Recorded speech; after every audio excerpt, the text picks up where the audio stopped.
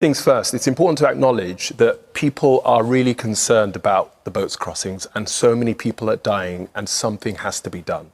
I think any rational person agrees on that level. 2 years ago, I traveled to Dresden, the German town, and I met an Eritrean man who had been deported from Israel to Rwanda. He'd been paid to go to Rwanda. Rwanda had a reciprocal arrangement with Israel to take refugees. When he got there, the Rwandans said, "You don't need to stay, there's the door." And he used the money that he was given to make his way back, that treacherous journey, and he made his way to Dresden, where he sought asylum again.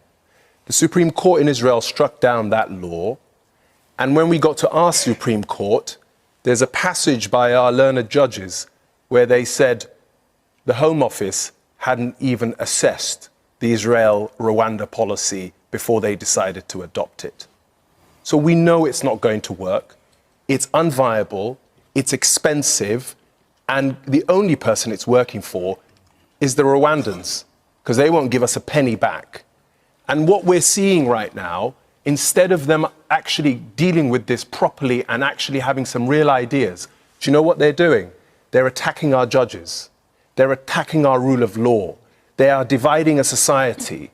They are making us feel like refugees are the scum and who are foreign. They refer to the European courts that we are a part of that have United Kingdom judges as foreign courts. It's not only just disgusting, as this young lady was saying, it's unconscionable. The rhetoric is poison, and we have to acknowledge that. And absolutely, I end where I started, which is this is an issue that we need to grapple with. The gentleman talked about the French authorities. The French authorities have offered for us to station ourselves over there, provided we pay. Imagine how much we could have used for that £400,000 on that side of the channel. 400 million, I beg your pardon, for us to be on that side of the channel to monitor it. Instead, this week, with everything that's happening in the world, everything that's happening in this country, this week our Prime Minister spent his precious time dealing with the loonies in his parties. It's unconscionable.